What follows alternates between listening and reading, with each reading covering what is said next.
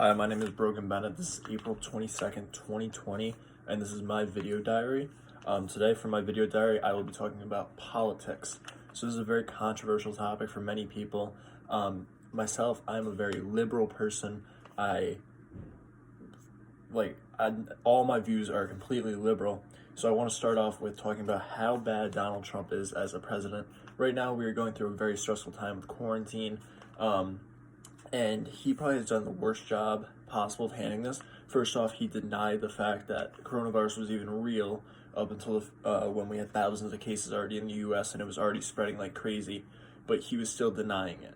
Then when he started to not deny it and say it was real, he started blaming all these other organizations such as WHO, the CDC, China, just blaming all the other people that he possibly could for being their fault when it was his fault that it spread the whole time.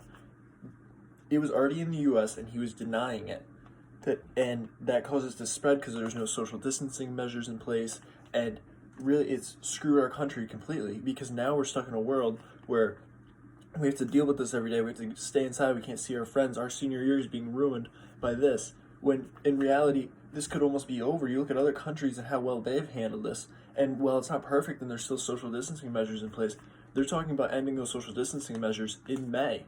We're not even close to ending them. We're talking about it because he's an idiot and thinks we can just end it and go back to normal life, but that's not what we can do. That is going to mess up our country even more. There's going to be hundreds of thousands of deaths if we do that, but that's what we need to do to restart the economy, so it's put us in a horrible position. And next thing with politics, I'll move away from Trump. He's a racist. He's a bit there's so many things that he is, and he's incapable of being a leader, but he's still a leader of our country. So we got to deal with that. And as a liberal, I hope that we vote him out of office next election term. But who knows? Things happen. But I wanted to talk about radical ideologies in politics.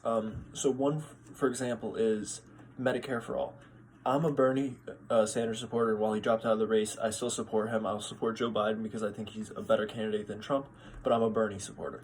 And Bernie was known for having very radical ideologies about politics, such as universal health care, universal basic income.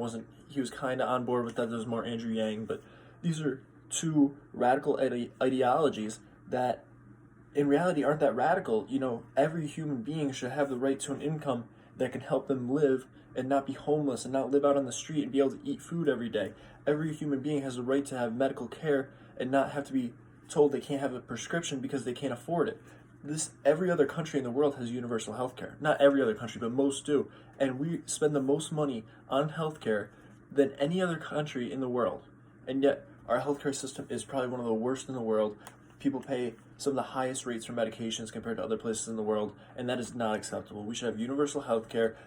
Look at Canada, look at all these other countries with great systems. If we put these in place, then everyone has the right to go see a doctor. Everyone has the access to get that medication that they need, and it can help so many more people. And finally, I want to move on to how bad two-party political systems are. So you look at it, and it's Republicans and Democrats. And really, it's horrible because people are one-sided and they think the other side is completely evil.